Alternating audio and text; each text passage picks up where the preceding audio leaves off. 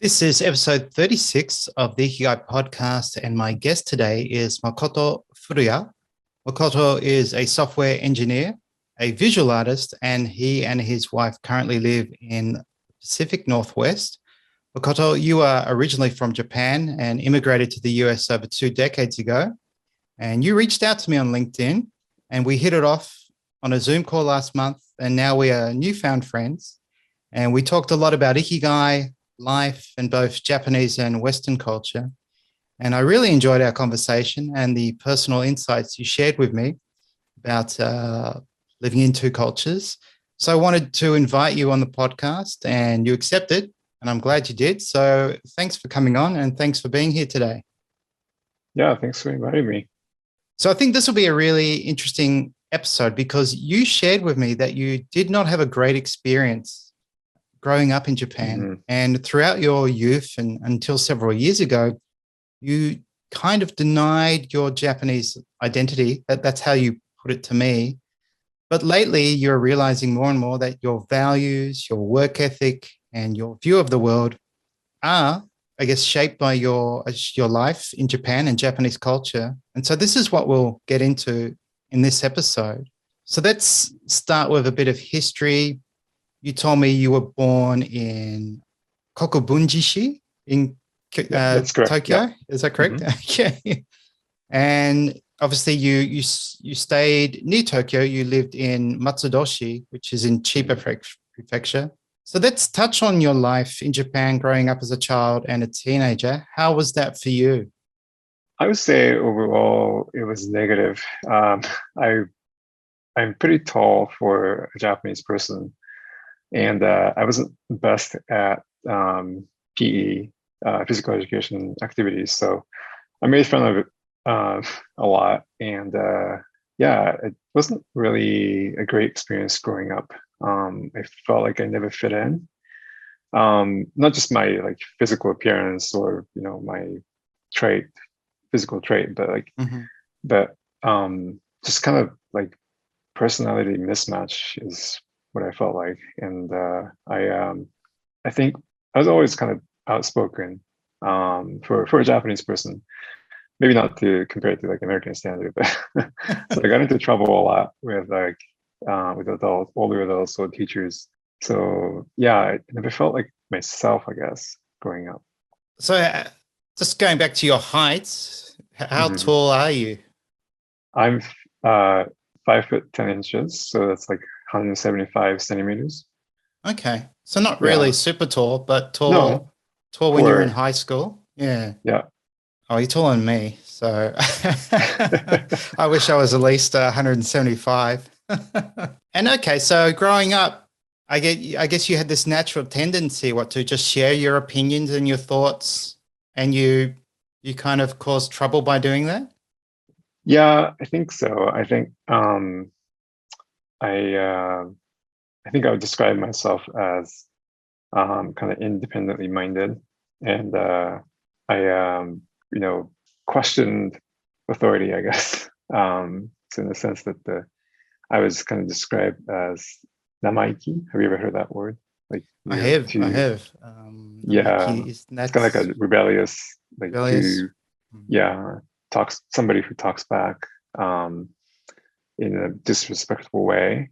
Yeah, so I think I had maybe too many independent thoughts, maybe for a Japanese person. I see. I think it might be similar to a proverb that comes to mind: the nail that sticks out gets hammered down. Do you have any? Felt that way. You felt that way? Yeah. Do you have any specific memories you can recall? I'm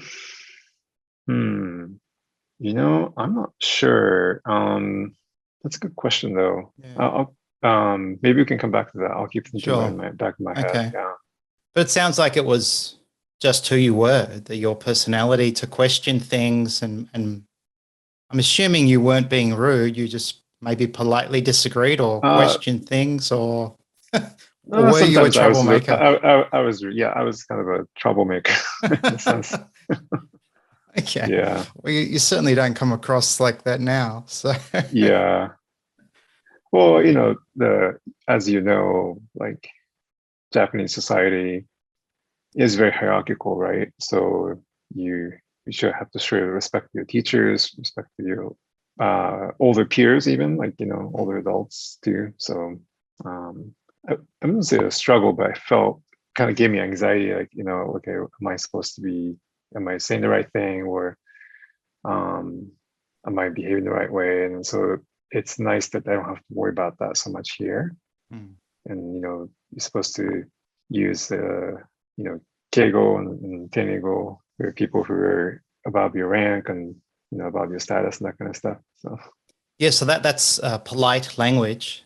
And I was thinking this the other day, that having to use polite language when you're talking directly to someone, or even when Japanese talk about someone who's senior in rank or age, they will still have to use polite language with verb endings. It made me think that it makes Japanese present or more present. They have to be careful about what they say. But I guess it becomes natural to speak that way. But obviously here in Australia, we really don't have to consider things like verb endings or adding honorifics to our language. We can just, in a general sense, be careful with our language and be polite. So it sounds like you just didn't fit in as a teenager, or a child or teenager growing up in Japan. Yeah, no, I didn't really fit in. And I think I was always frustrated with expressing myself in Japanese, maybe. So once I started learning English, like I felt like that became my heart language, so to speak. Like I feel like I could express myself better, think better that way. And how did that begin? Did you learn English at school, or did you go to one of those private conversation eikaiwa gakko schools? Yeah, I did. So I think I can't remember which one started first, but pretty much I think after I started middle school, so that was when I was 13, 14. Yeah, I just started going to like after school private English learning center places. So okay, I think yeah, English conversation school. yeah, Yeah, like conversation schools. Yeah. So, yeah. I taught at a few of those. So Yeah, right. Eki Maya. So yeah, this concept that almost in front of every station there was an English Yeah, conversation exactly. school. Yeah. So it's quite bizarre to go to Japan and think, wow, at almost every major and medium-sized station, there were at least 2 to 3 competing English conversation schools. Yep. But that whole industry's obviously shaken up and changed and suffered a few of those Nova collapsed, and Okay. a few others. Yeah. And now a lot of it's online based. So then during your schooling life in Japan, I think you mentioned that you ended up doing a homestay to the States. Yeah. So when did that happen? That happened when I was 15. And I happened to see the homestay program at the English conversation school I was going to. And there was a poster about Australia. And I've always liked big nature and open spaces. So I think both my mom and I discussed about it, or maybe I can't remember.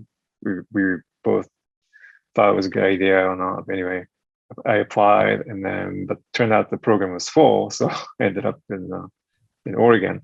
And it was 1 month during the summer break, so it worked out pretty well.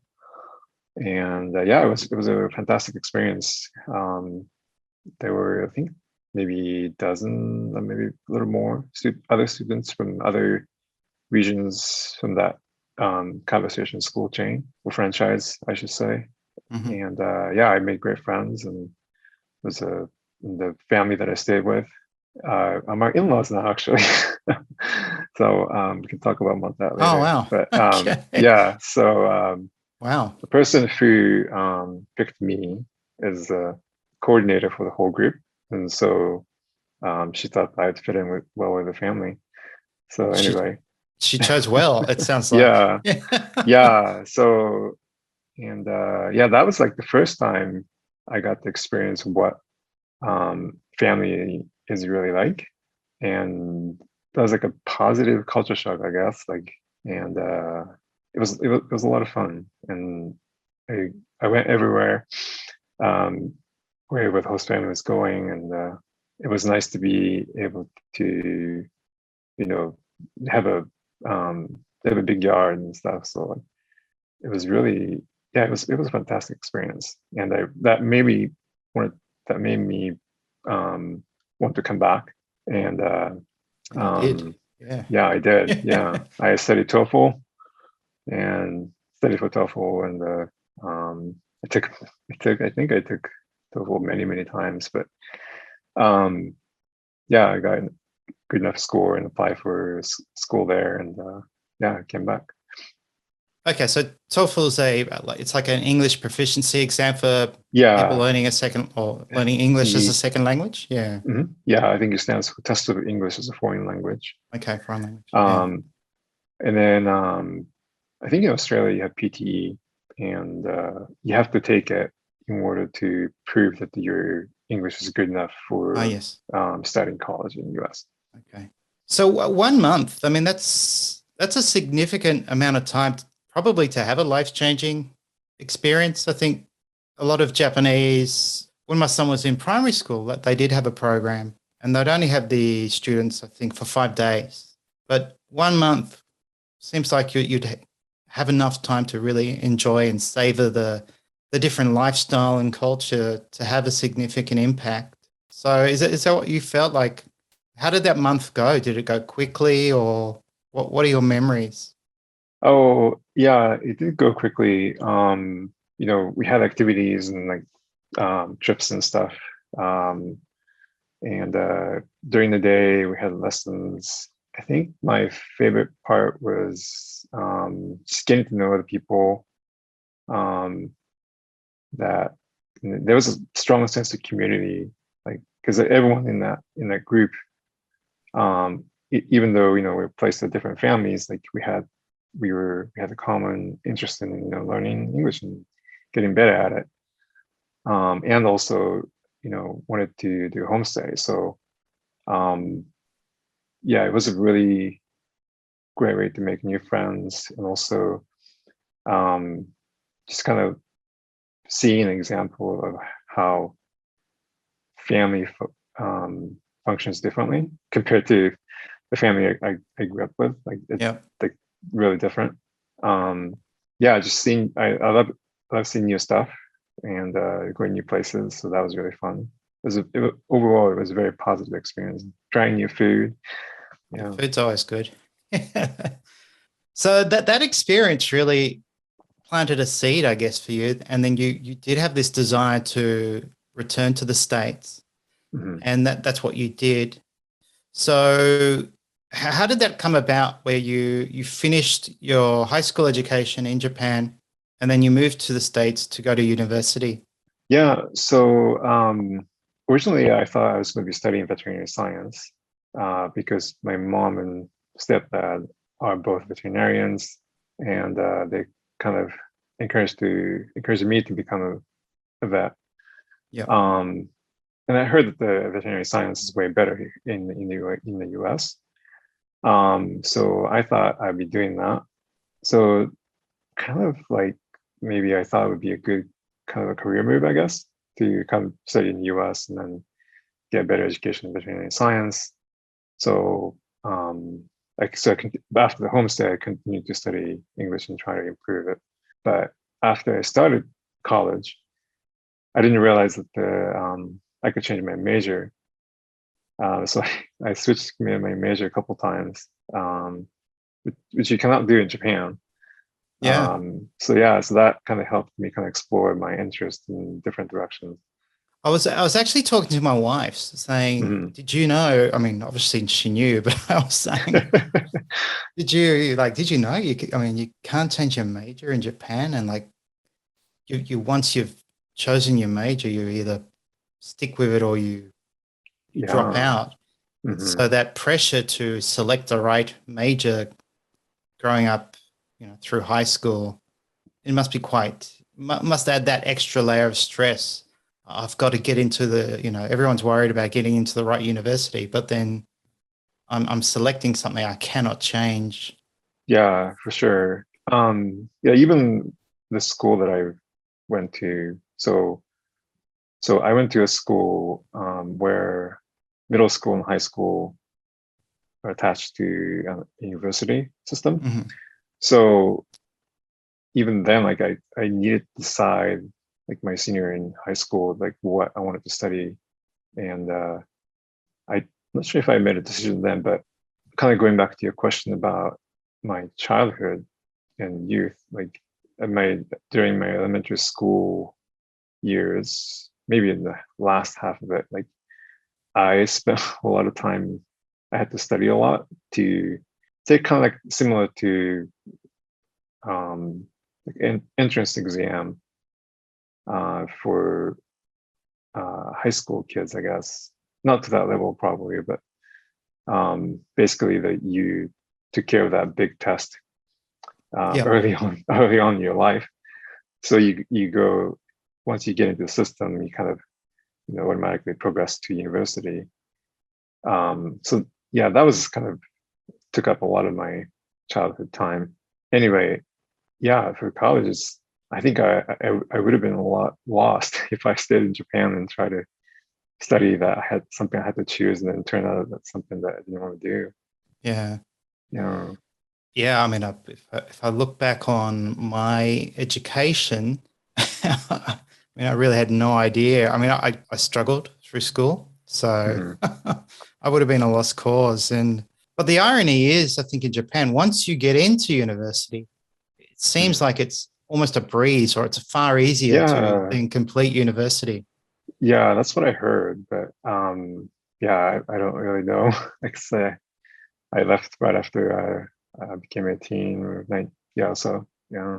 So yeah, this is fascinating. You from a young age, you really realized I don't want to live in Japan. You had this wonderful experience in the States with Mhm. the homestay, and you were quite motivated to leave.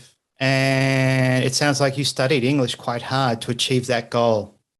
Yeah, I did. I made great friends through classes. I guess they're Juku too. Like there are like after school private places where you can study for the English test, Yep. TOEFL exam, and I made great friends through that too. Like, and a lot of times, the kids who were in that program were like, they were the parents stayed outside of Japan for a while, and they came back, and then or or they grew up in another country, and then the parents had told them to go study abroad or something, or they interested on their own. So yeah, that was really fun, and I think I enjoyed.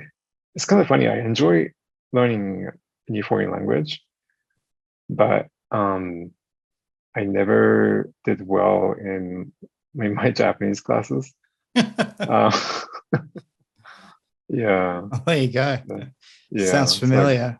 Yeah, I struggled with English, and I mean, my interest in Japanese didn't come until after I finished high school. But mhm. yeah, I mean, now that you've lived in the States for 20 plus years, do you feel you've become, it's a bit of a weird question, but have you forgotten Japanese words, or are you Oh less yes, yeah, proficient? Yeah. Oh, yes, I okay. have. Yeah, I have forgotten Japanese words, and my wife is taking some doing lessons like on her phone or something, and then she asked me like a grammar question or vocabulary question. I have to think about it, like, oh no, I don't know, like why that certain way, or like I can't remember a certain word for sure. And I'm like, since I left Japan after high school, like I don't know like a lot of big words that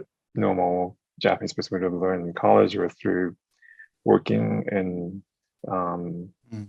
at a company or something. So I think if I were to go back, I probably sound really funny. And I mean, whenever I go back, I'm sure I sound really funny. And I talk to my dad. Um, we talk often on the phone. We try to talk on the phone like once a week or exchange text. And I have to have Google Translate pulled up Really? ready on my phone, yeah, to look up some Okay. words. Yeah, Oh, wow. yeah. That's interesting. Yeah. So I think this is where we can now put Ikigai into Mm. this podcast. So it sounds like you found a lot of Ikigai in the US. So what were your Ikigai sources? What were the things that gave you the feeling of Ikigai in the States that you didn't experience in Japan? Yeah. I think the first thing that comes to my mind is since I was in a like a small town in Oregon, there was a lot of nature around where I was, and I've always loved being outside and being in nature. And I finally felt like I could achieve that easily, like just hop on a bicycle and then just go on a bike ride or something. Whereas when I was in Matsudo or around Tokyo, it was harder to do. There was a park nearby, but it's nothing like here. Yeah. Yeah, I've always craved that, and so felt like I was able to decompress a little bit, even though I had to study hard to. Well, I had like two challenges, right? Like trying to do college in a foreign language, so I had to like there was some stressful time period, but yeah, I think so. Nature was one. I think being able to kind of be more of myself and Yeah. be able to express myself, I think that made me feel more like more like myself, I guess. Yeah. Yeah. Well, this brings to mind a word I've learnt and Hmm. I share with my community, ibasho. Hmm. And it sounds like you found an ibasho in the States that just didn't exist for you in Japan. And ibasho would, I guess it would literally translate to the place to exist or a place where you can be yourself. Yeah. So do you feel that way that you have maybe one or two or three ibasho in the States that you don't have in Japan? Yeah, I think so. No, I love the Oregon coast, and I also like the Cascades too, where like very one side is very lush and forest and ferns, and then the other side is dry. So like there's a lot of biodiversity.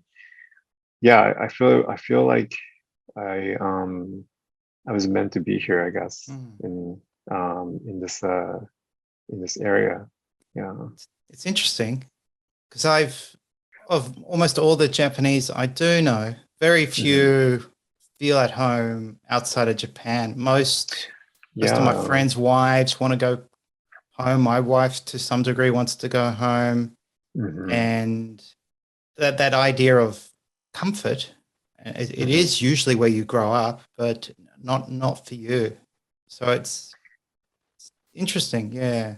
Yeah, That it you, is super interesting. Like I feel like yeah, I've heard well, I've I'm not sure if I personally have known people, but I've heard stories that, like exchange student comes to stay with a host family, then they miss their, food at home or whatever. And I didn't feel that way. I felt like it was a really fun adventure, and I felt like I could fit in better here. hmm. Finally. But then again, I have met Japanese who I've worked with who have Hmm. incredibly fond memories of like living in New Zealand or Australia for like a year or Yeah. 2 years. Hmm. And maybe it's more nostalgia than anything, but they kind of long to go back to that time of their life knowing that if they went back now, it wouldn't be the same. So maybe it's more nostalgia, but yeah, it's always interesting getting a different perspective where someone they've lived overseas, and then you meet them in Japan, and they're quite fluent in English, and they've experienced a completely different lifestyle, and then they have to come back to Japan and then adjust to all these social norms and certain behavior. Do you just throw this question in here? Do you think you could do that if for some reason you had to go back to Japan and live there and find a job there? Do I you would think you not. could do that?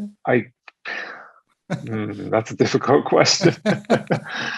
I think I could sort of do it as long as I had my own business or something. I don't think I'd last very well in a normal corporate setting.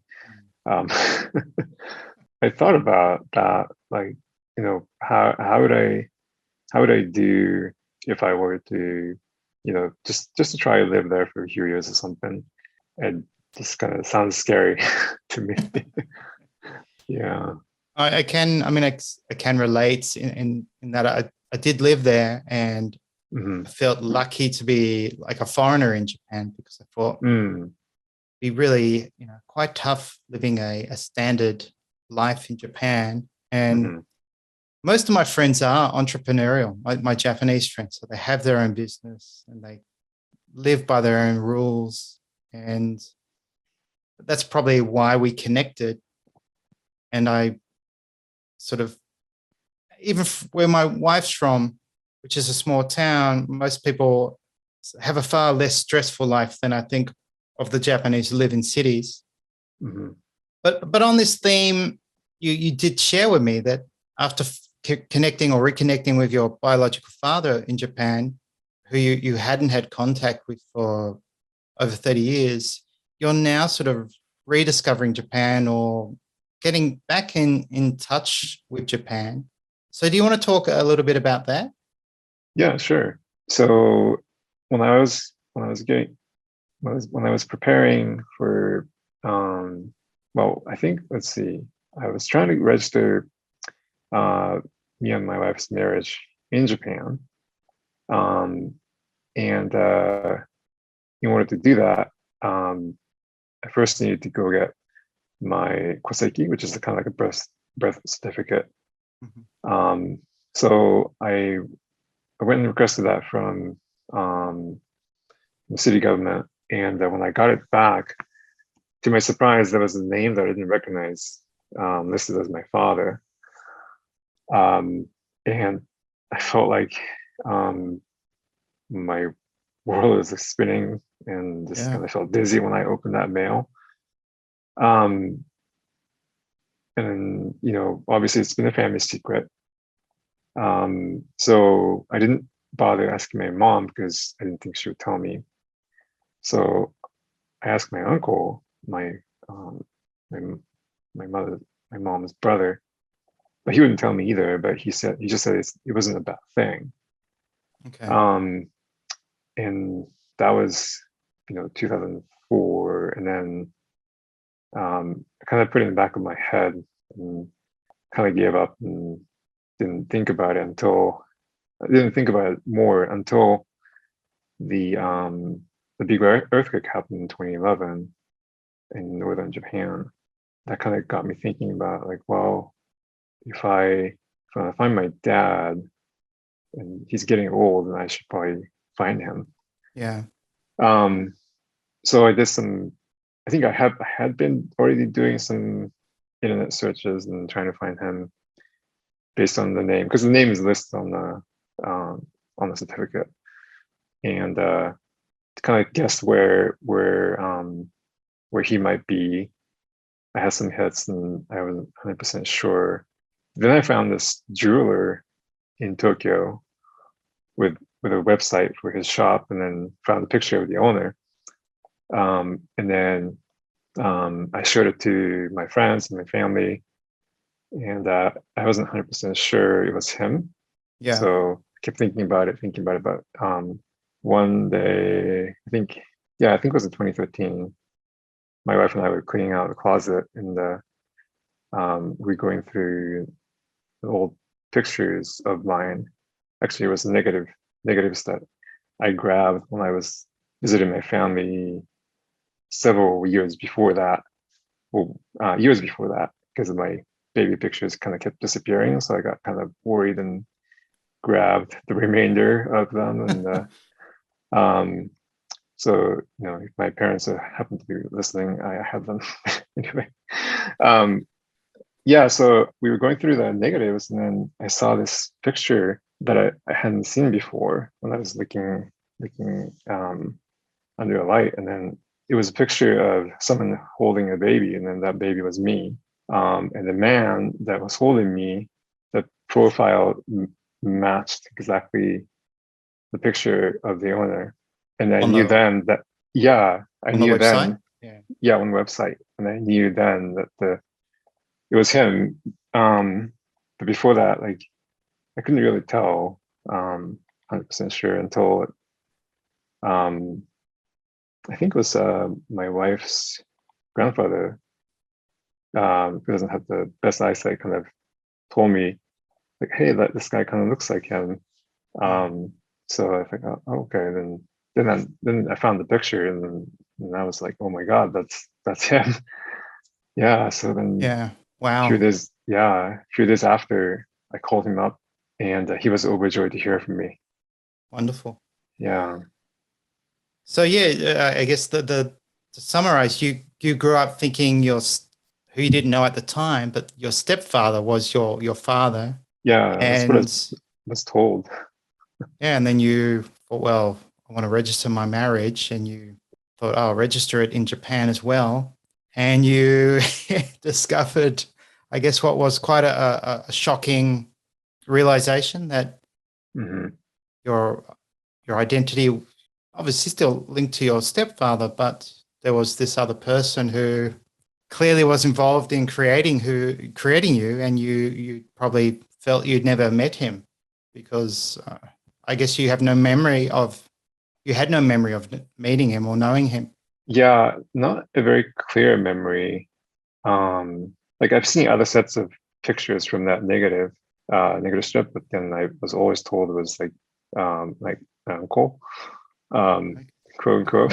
So it's your uncle. yeah, because it was always from behind. Like, you couldn't really see who it was, like, or some other angle. So I could never tell who it was, but I didn't realize it was my dad. So that picture was never shown to me. But yeah, it was a big secret, and I didn't know at all. Yeah. Well, that's great that you were able to reconnect, and he was obviously receptive and happy to have you reach out. And it sounds like through this connection that it gave you this opportunity to maybe look at Japan differently and start appreciating aspects of the culture maybe you'd forgotten. So it sounded like through your connection with your dad, you've found Ikigai in your Japanese roots. So do you want to talk on that a little? Yeah, sure. So so growing up, I didn't really have a strong connection with my mom and his stepfather. They provided me education and everything, but we never got along. And they're never like affectionate towards me and stuff. So, like, it was a very strange situation to grow up in. But I think so I never felt like I had family growing up in Japan, and also, not having a great experience growing up there. I kind of like shoved it all and then try not to think about it. And so I associated that experience growing up as my perception of the culture in the country. I see. So yeah, I didn't really like being the fact like I'm from Japan, like grew up in Japan and had this Japanese identity. And then I found my dad. And so that kind of, I think he was really kind and warm and super happy to hear from me. And so felt like I found a family member that I didn't know. And plus my other half brother and half sisters and grandmother that I kind of remember just a little bit being at her house. But anyway, yeah, so suddenly I have a family. So then that kind of changed my perspective on Japan, and kind of started thinking about like how my values, that's kind of around when I started thinking about how my values actually were shaped by like the culture that I grew up in, even though I try to deny it, but it's still part of me. And through connecting with my dad, it just kind of opened the door in a sense that maybe like think about it more and then have more introspection.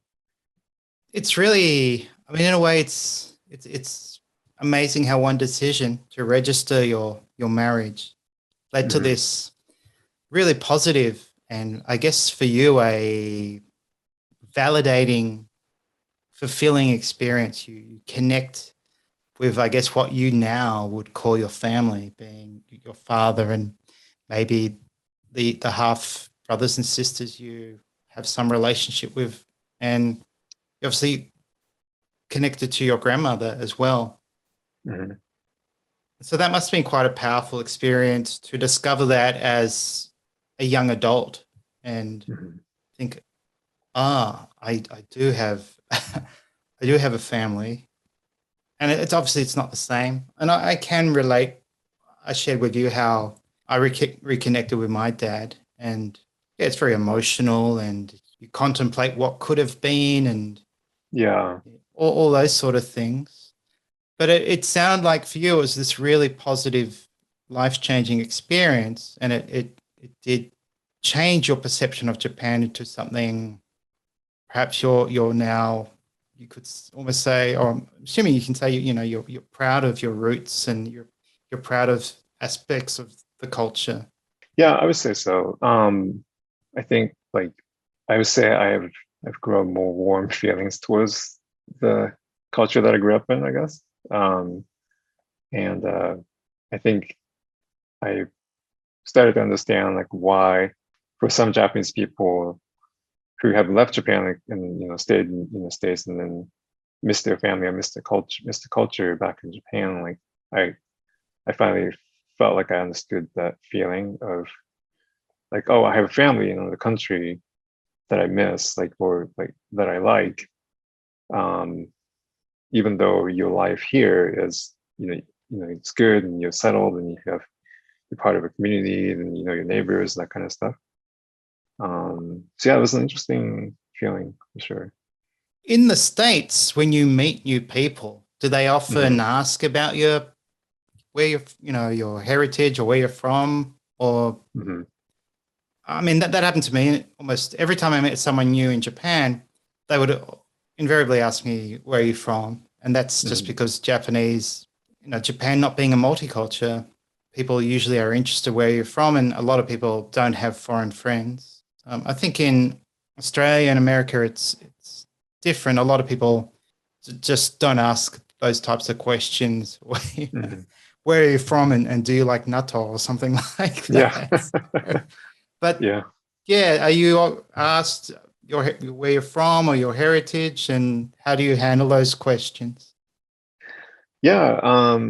I think I get asked that since Makoto is not really the typical That's American right. name for sure. And it's not like I created myself a nickname or something. And yeah, so to your question, how I handle it, I think in college I kind of try to hide it where I might be from. I didn't want to answer that question. But I feel like now, I feel like I can show about proud, like I feel less shy about like, oh yeah, I'm from Japan. I've immigrated to the US and I'm American now. But now I can tell the story about my life there and my life here and how I found my dad and how that changed my perspective on sorry about that. Uh, about Japan. So yeah, it's been like a 180-degree turn for me.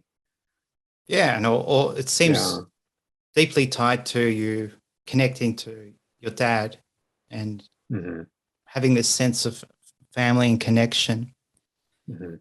Are there general aspects of Japanese culture that you miss? Maybe certain foods, or are there any fond memories of maybe holidays or cultural practices that Mm. you're fond of? I would say I've always loved New Year's time because things really slow down in Japan. Everything closes and it's very quiet. You have great food and you get to just relax. So I miss that, and I always get confused when businesses open right after the New Year's here. It's like my wife makes fun of me a little bit when I complain. I go, why are businesses opening like on the 3rd of January and it's not, New Year's not over yet, or something like that. But, yeah, I miss food sometimes, like like really good ramen or sushi or something. But culturally, I can't think of like certain thing. I think perhaps maybe particularly now consideration for others that Japanese people have. I feel like we all could use that right now. Absolutely, yeah. Yeah. I mean, you come across someone who's very comfortable and quite at peace, and I think it's well centered. And I'm wondering if you found that after connecting with your dad. This is the Hmm. observation from only speaking to you 2 times, but yeah. Yeah. Yeah, I think that's yeah, I think I would say so. I felt like I was denying my Japanese identity. I didn't really like it. That, I grew up in another country and like that I felt like there are some things that I learned growing up in that culture that shows up in my work ethic or my approach to life that I think I feel like I appreciate that more Hmm. as I get older. Um, yeah, so it's kind of a strange feeling to me. It's still new, somewhat, but yeah. Yeah, I mean, I'm sure that I guess the 20 years that you did live in Japan, those cultural values you touched on, like consideration for others, Hmm. which we briefly spoke about, Familiarity, Hmm. which is another sort of amazing word that encapsulates a philosophy. And then obviously work ethic, doing things properly, that whole idea of Hmm. chantosuru. Yep. So there's a lot of good, I guess, that were natural things you learned, just generally doing things properly and being considerate are almost just cultural customs or values. But Japan seems to take them further Hmm. than other cultures or countries. In Australia, yeah, we kind of have this laid back, friendly attitude. We certainly value things like mateship, but you know, we'll have this expression, she'll be right, mate, where Hmm. good enough is good enough and no, don't worry about it. Whereas Hmm. perhaps in Japan, there's awareness that, well, hang on, if I don't do something properly, it might impact someone else negatively. And Hmm. I should just do it properly anyway, because that's the right thing to do. Hmm. So maybe you sort of now you have this best of both worlds experience where you can draw on both cultures and have this nice balance. So do you see it like that? You can almost cherry pick the best aspects of Western and Japanese culture? Yeah, I think so. I think having lived half of my life in Japan, half of life in, well, let's see, more than half of my life in US. Yeah, I feel like I can pick the best of both worlds and then like apply good parts of it when I need it, when I need to like it's easy for me to be working like in a team environment because I grew up in like a group oriented culture. Mm-hmm. But like sometimes I have to remind myself to be more maybe direct or assertive at my work, even though like on a Japanese scale, I'm too outspoken.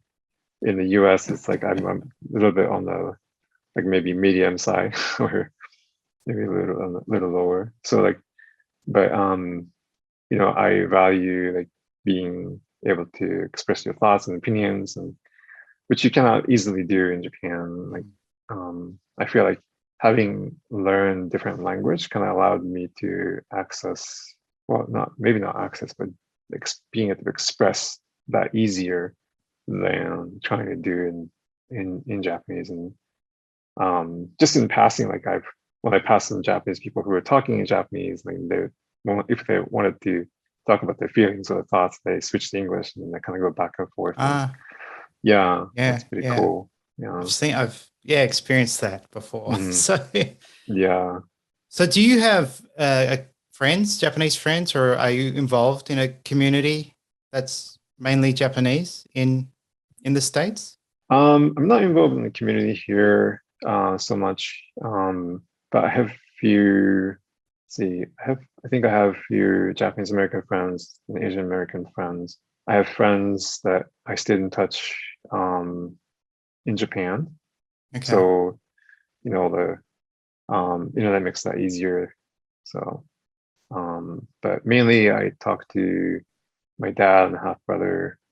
Yeah, so I don't have a whole lot of opportunity to practice Japanese or speak Japanese very much. I see. Yeah.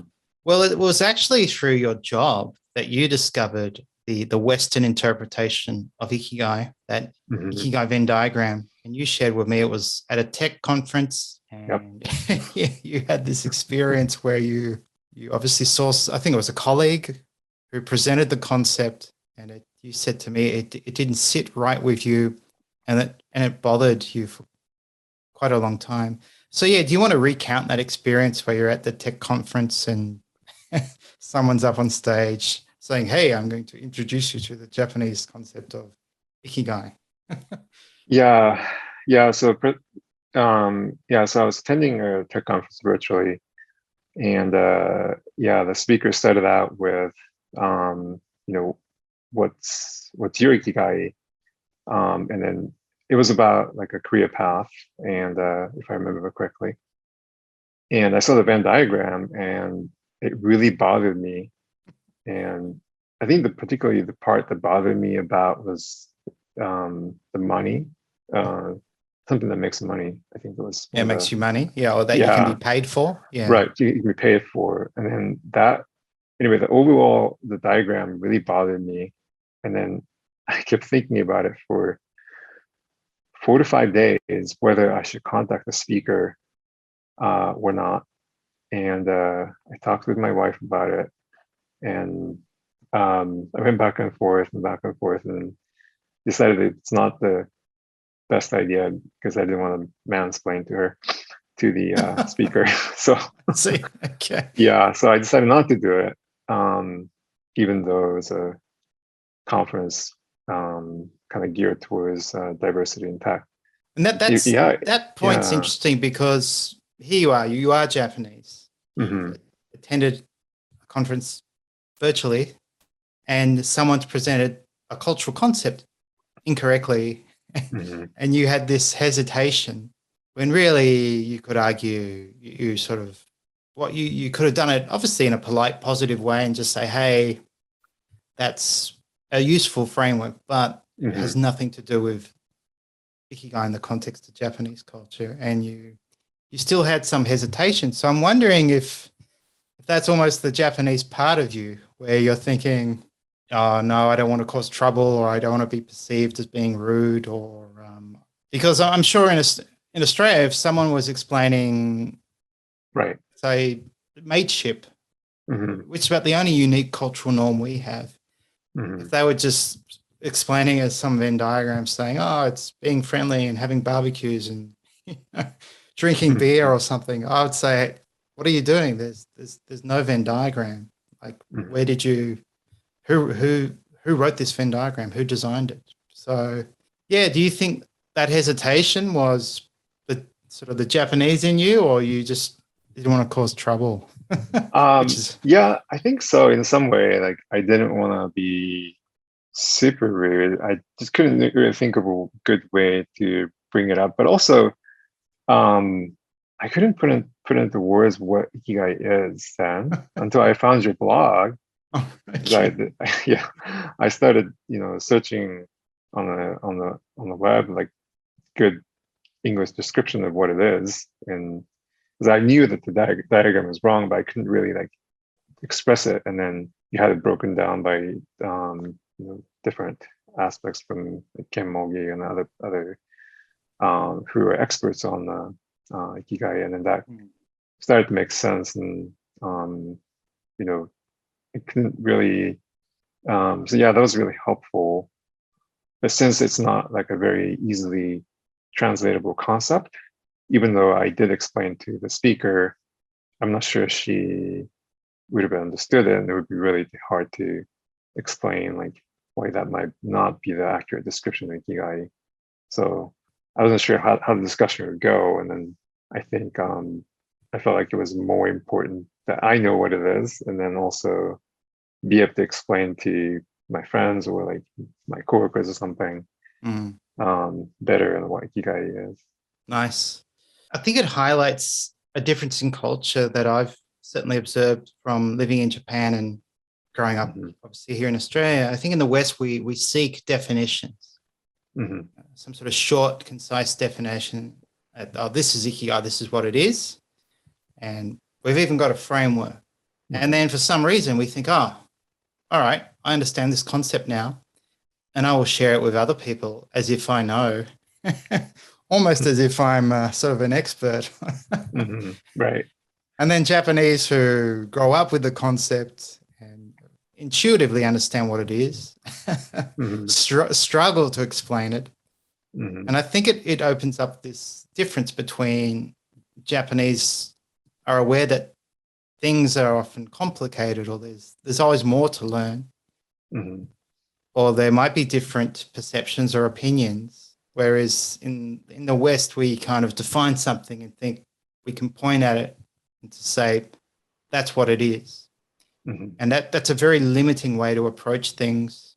And obviously, this might be the reason why this thing went viral, because everyone found it quite easy to share and define and say, oh, this is Ikigai. It's these 4 interlocking circles asking, are you doing something that you love, that you're good at, that the world needs, and that you can be paid for? Whereas Japanese would never, they'll just never do something like that. And it's not a secret either. Like yeah. So I actually really liked when we first spoke how you described Ikigai, and it was quite different to what I read or been told by other Japanese. So do you want to share that with me, how you described it, and share a few examples? Yeah. So to me, Ikigai is kind of like at a smaller scale that might be able to experience more frequently, like something that gives me a lift, so to speak, to keep me going. And when life's hard, that to me that might be like me taking a walk and finding something interesting on my walk, or if I had more time, like going on a hike or going to the coast, just watching the waves, just kind of. But I think I would say tend to be very simple things for me, but something that kind of gives me more forward momentum on day to day. Well, it's interesting you say forward momentum, because this pioneering researcher, Kamiya Miyako, she defines basically that Ikigai are the things that make you feel your life is moving forward in one context. And you describing it as something that gives you a little lift. That really defines that small scale approach we can take on. And it can be these little things, just enjoying a cool breeze on a hot day while you're going out for a walk, or your partner makes you a nice cold drink or a warm cup of tea or coffee and you're not expecting it. But at the same time, as I've explored, it can be, I think Ken Mogi has the best description of it. It can be these small things, and it can also include the pursuit of life-defining goals. So it's this spectrum of all these things that make your life worth living. But of course, then it's the feeling as well. It's something you feel or sense, as opposed to something you achieve or gain or reach. And so the Western interpretation is very, it's a sweet spot you must kind of achieve.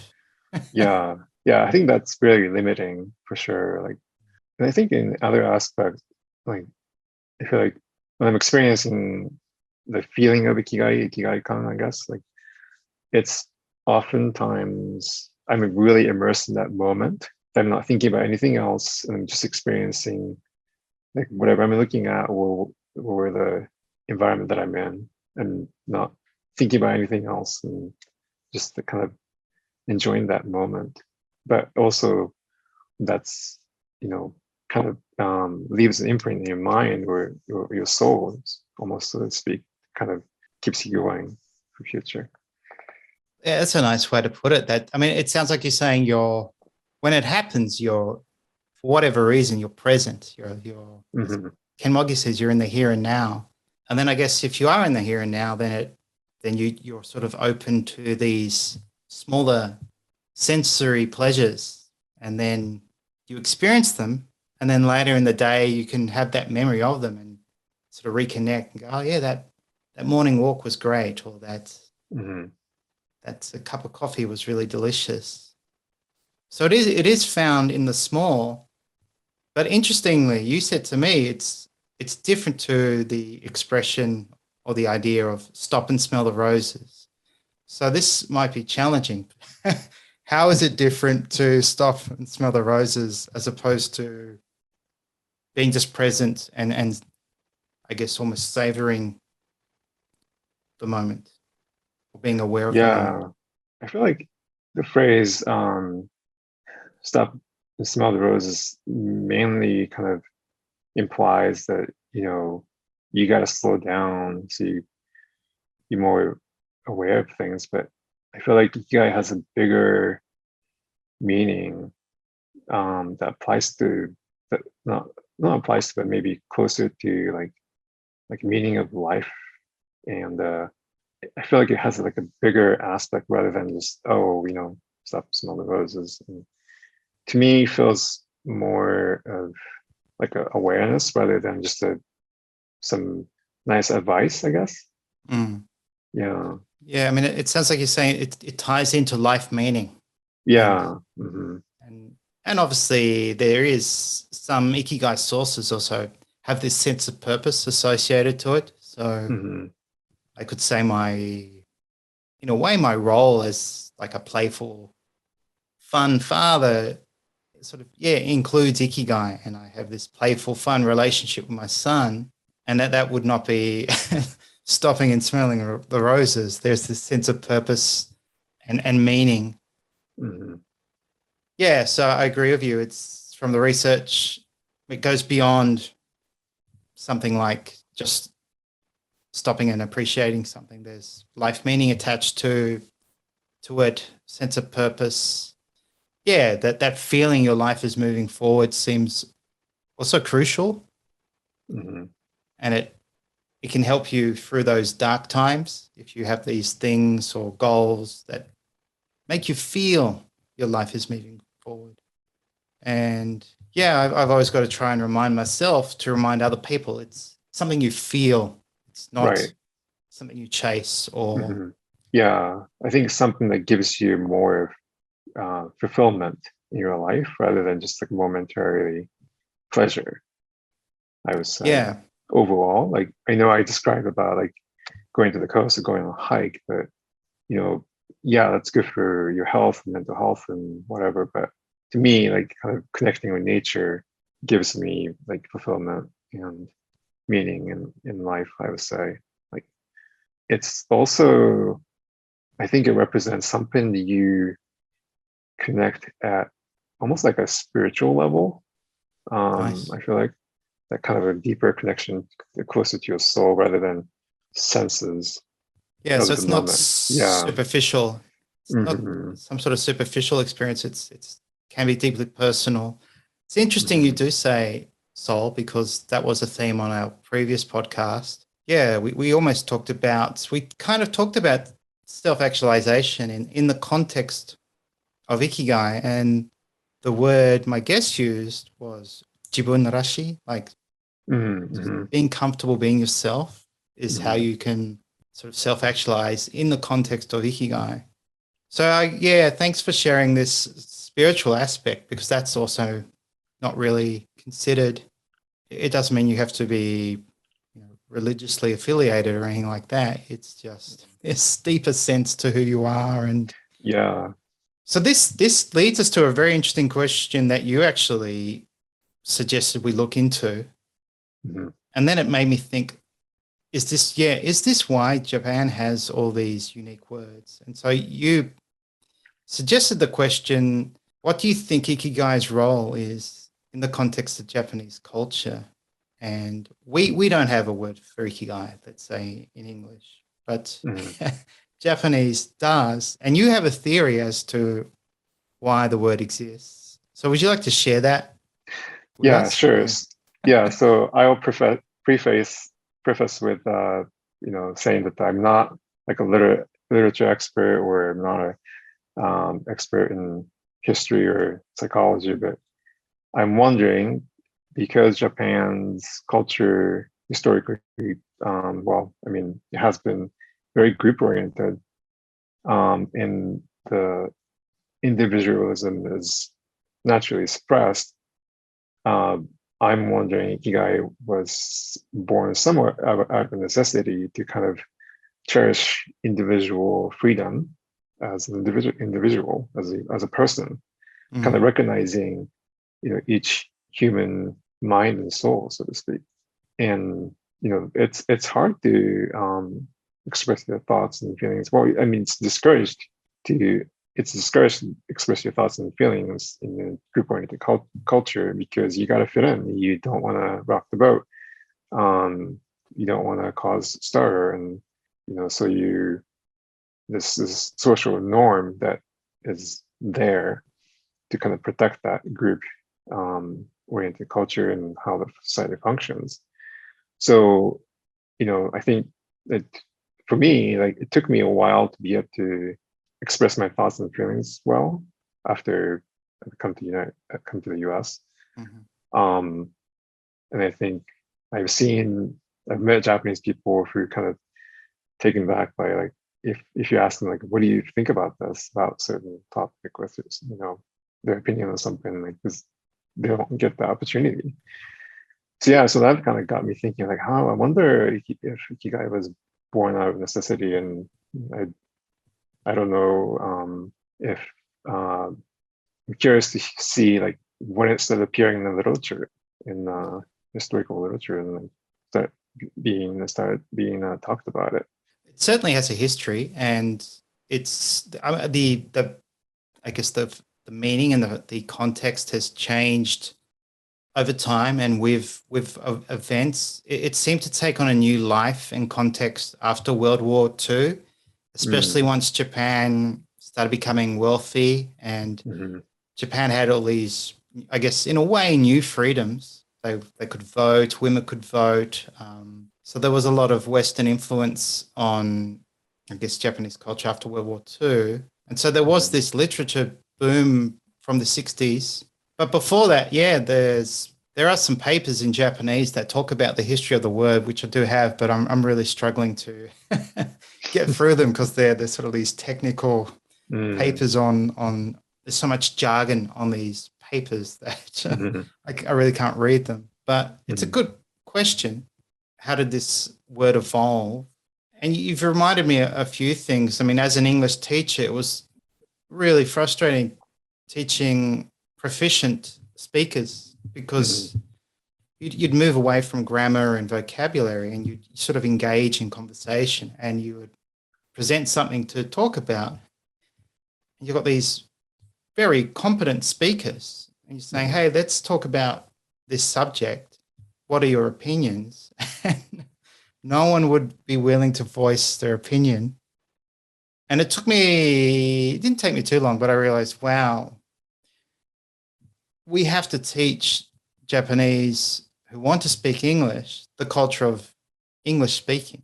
Like, mhm, if you want to speak English, you're going to have to think about offering opinions or politely disagreeing, and it was extremely hard to try and encourage that, and it just was always a source of frustration as a teacher.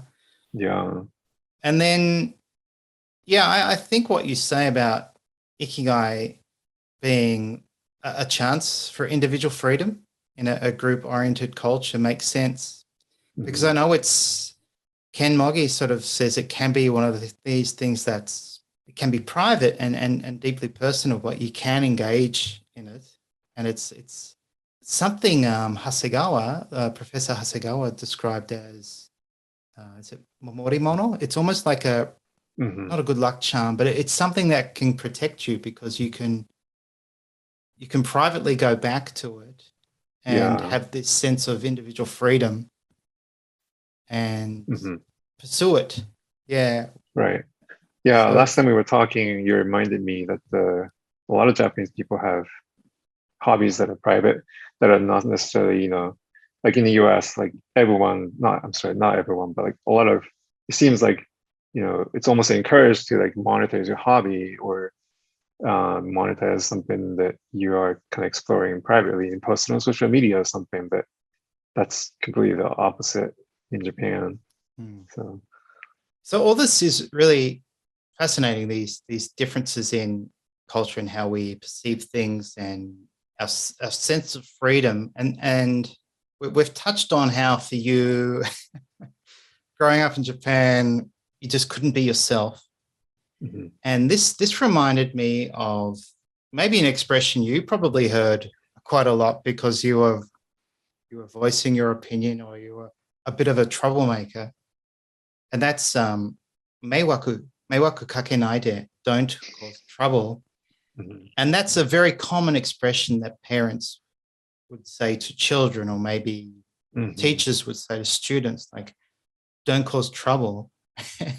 Yeah. And it was even for me, I guess the one time it really shocked me was it was this parting expression his father said to his 3-year-old daughter in front of me, and I was saying goodbye to my son and being very playful and saying I love you and I'll see you this afternoon. And this father, sort of smoking a cigarette, sort of looked down at his daughter and said, "Meiwaku kakenai de ne." And I was shocked that he would say, that's what you want to say to your daughter before you leave and you're dropping her off at kindergarten. Yeah. I couldn't believe it, but I probably didn't fully understand the context. Maybe it was more like, be good today. But yeah, this whole meiwaku idea, did you, I'm assuming you heard that quite a bit growing up? Oh yeah. Yeah. So from both parents and teachers? Yeah, I think it's kind of like built into day-to-day stuff too. Like announcements on trains, or like please don't bother other passengers by being on the phone, or something like that, or like please pick up dog poo, because that would bother other people. So it's everywhere, right? So it's not just from your teachers and parents. And so it was constant reminder for me, like, don't be a bother, because you bring shame to your parents, or or part of the group that you're part, or the group that you're part of. I think that's what it boils down to. Yeah, that's a theme I have not explored. Is it haji? Shame? Yeah. Haji ga kakaru, haji ga aru. Yeah. I'll leave that for another podcast, I think. But it sounds like maybe for you there was this blanket of pressure and stress that I guess we could encapsulate with this word meiwaku. So when you started living in the States, did you quickly gain a sense of freedom and that you could be yourself?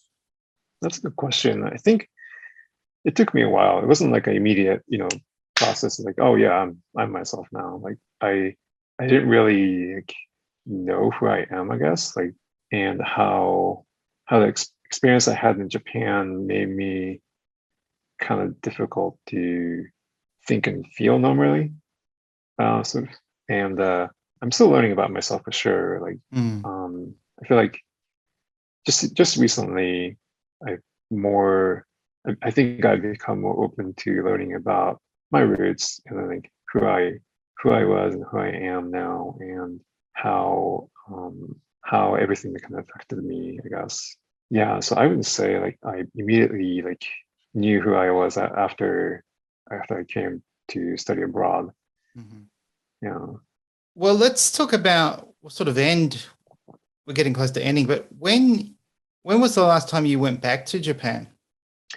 let's see. I think it was it was 2019. No, 2018, I think. Yeah, the summer of 2018, I believe. And was that a holiday or was that business related or Oh, yeah, I went to visit my yeah, it was kind of like a that's right. holiday. I went to visit my dad.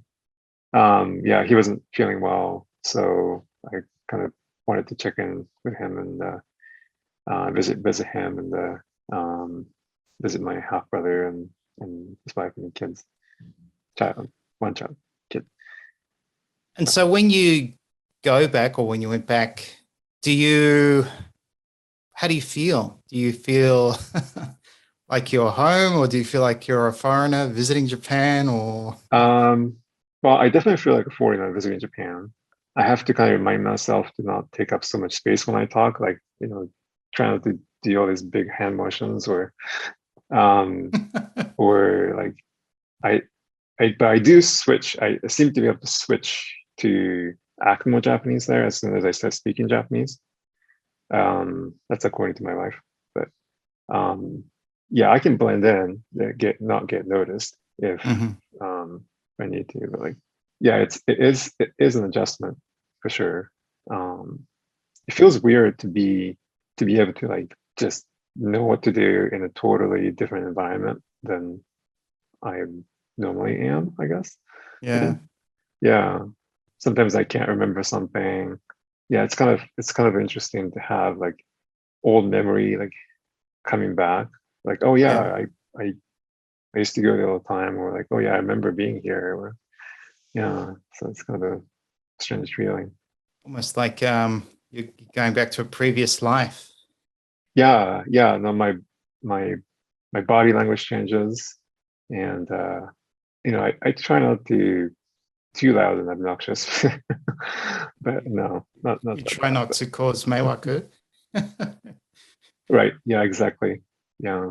On that theme, I mean, there's I think you'll be able to explain it better than I can. So there's this term, honne tatemae, Hmm. which I guess is your true self and this face you put on to ensure you're being in harmony with others.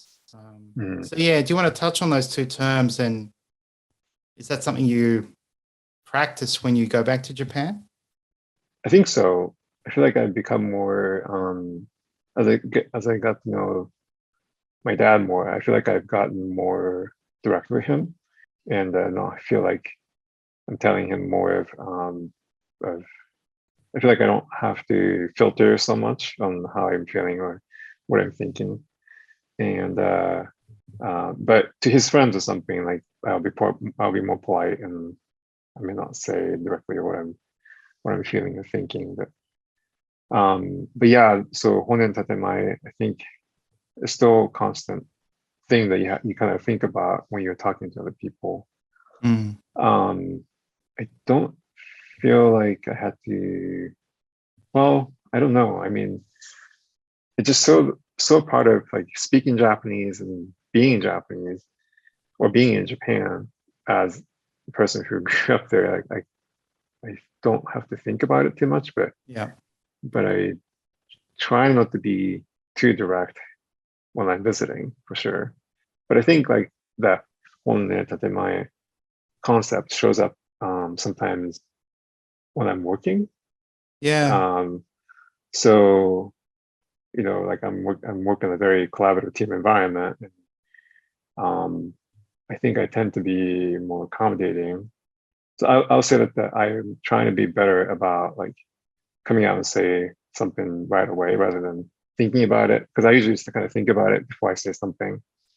But it seems like my team values my opinion and my thoughts, so I'm trying to be more vocal about that.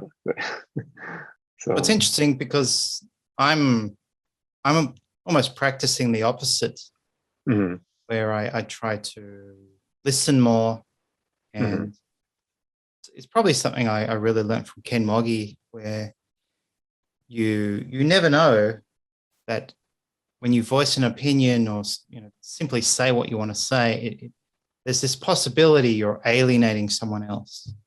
mhm, And in the moment, it might feel great to voice your opinion or to disagree, but you don't know the impact that comment or disagreement could have. So finding this balance between, feeling the freedom of what you want to say, but also considering the impact of your words is a space I guess I'm exploring. And I've learned that from Japanese culture that you don't always mhm. have to say your opinion. You can consider others, deeply, not just some sort of superficial idea. You really think, oh, is this worth saying? Do I have to say this, or can I just say nothing and listen? Yeah, So I think yeah, there's a beauty to that, mhm. but finding a balance might be part of the the challenge. Yeah. Where I think, yeah. Go ahead.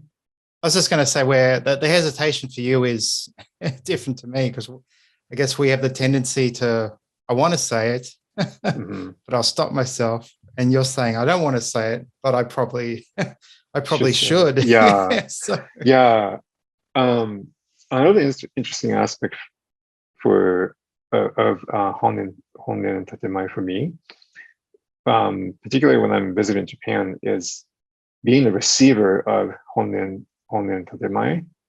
So like I don't know, I may not necessarily know what the other person is actually wanting or not wanting, or because that sometimes happens. Like, oh, like you know, um, an easy, like a obvious example, like, oh, let's go out to eat somewhere for dinner. Like this kind of conversation happens with my dad. Like, oh yeah, where should we go eat tonight? And then my dad says, oh yeah, just anywhere. And then like, and then I'd be like, oh, are you sure? And then he says, yeah, sure, sure. And then, but he might have like a restaurant in mind he likes to go to that he knows the owner of, or something that he may not be telling me because I came all the way up from the US I to visit see. him. And so like there's this kind of like tug and pull a little bit, because then you kind of sort of supposed to figure out what the other person might want at the same time and accommodate, and so you kind of come in the middle. But that's hard for me to kind of know like Is um that Kuki or Yomu? Is yeah. that sort of reading the air? Or Hmm. so my wife struggled with that here. If we went to some Japanese group, Hmm. it was really bizarre. She'd be quite comfortable in general. And then once we meet a Japanese, I'm Uh-huh. thinking, oh, this will be great. My wife can speak Japanese. She'll have a great day. Uh-huh. But she'd have this frustrating day because all this uncertainty on how to behave for every Japanese. They Hmm. wouldn't know. It's like they wouldn't know whether or not to be polite or to be relaxed, Hmm. and coming to a decision on anything just took so much longer. And it was like, Yes. Yep. just just make a decision. It doesn't really matter. And it became so frustrating. My wife just didn't want to go to those little community groups anymore. So Mm. I was like, oh, Hmm. okay. So it probably gave me some insight into how what in Western culture we'd see as something fairly simple, Hmm. communicating over who's going to cook something at a barbecue or who's going to Hmm. decide something, became all this uncertainty and anxiety and Yes. almost painful Yeah. just to watch. Hmm. And I thought, we're not even in Japan, like we're in Australia. Like, Hmm. why are we doing this? But it's so ingrained that when Japanese get together, I think they can't not do it. Mm-hmm. Yeah. You have to Yeah. do it. Mm-hmm. But maybe you don't have to. I guess you can got this. I mean, you said it yourself. You spent more of your life outside of Japan than in Japan. So maybe, yeah. Do you feel less anxiety around Japanese or when you're in Japan than you did growing up? Yeah. Now that I'm living in the States, you mean like now I'm more like a yeah, maybe. Now I'm more like I feel more like I'm a visitor who has understanding of Japanese culture. Mm. But I mean, I'm often just sightseeing with my wife or not having to do like any business transaction or anything. But I think if I were to be doing like business or living day to day, that probably will cause more anxiety, I think. But, Mm. yeah. Oh, well, let's leave on a positive note. So you've said nature is one of your ikigai. Mhm. What's another ikigai for you? I feel like I'm not sure if this is a Ikigai, but well, maybe it is. Um, just kind of like a value of craftsmanship and getting the job, doing the job right. Um, Nice. yeah, getting it right. I think I feel like I expend a lot of energy on that at my work and or or hobbies that I do. Yeah. Yeah, that's interesting because there's a survey called it's a values survey called Values in Action, Hmm. and I think it lists 32 universal values or traits we all have, and one is the appreciation of beauty and excellence. And when I Hmm. think of that value, I really associate it to Japanese culture, where you have shokunin and Hmm. shokunin damashi or kodowari, these ideas of Hmm. doing one's best and doing that as a almost like a life pursuit. And Japanese have this desire to seek perfection, knowing they'll never get it, but will just continue trying anyway. But also that feeling of doing things properly, where you want to do your work properly. And even today, I was just before this chat, actually, I was watching a guitarist. He's quite famous. Talk about his new signature guitar, and it's Hmm. made in Japan. And he actually said, when I get a guitar made in Japan, I know the quality level is going to be exceptional because they always are pushed. They always push themselves to do things properly. Hmm. And I thought, wow, that's that's perfect. I should invite that guy onto my podcast and say, hey, talk about Japanese culture. So yeah, there are some people who are very aware that there's this trait or work ethic that Japanese have of doing things properly and pursuing, but also appreciating excellence. Hmm. And so Yeah. you try to do that in your work. It sounds like. Yeah, I do. I feel like I feel like I think about a different way than my coworkers and sometimes. And I'm wondering if it's because of that influence that I have growing up I'd of the, say like the thing about craftsmanship and that kind of stuff. I'd probably say it is. Yeah. Not the she'll be right, mate attitude that we have. So Right. Yeah. so that's good. I mean, it's good that there is that in your life now, and maybe that's something that others appreciate around you, that they can always rely on you and trust that you'll do a good job and do things properly. All right, so we've probably talked about an hour and a half, so we should wrap it up. So Makoto, thank you for coming on, and I'm glad we've connected, and I'm sure we'll continue our conversations as we get to know each other. So thank you very much. Yeah, you're welcome. Thanks for having me. That was really fun. Awesome. Thanks, mate. Bye. Okay. Bye.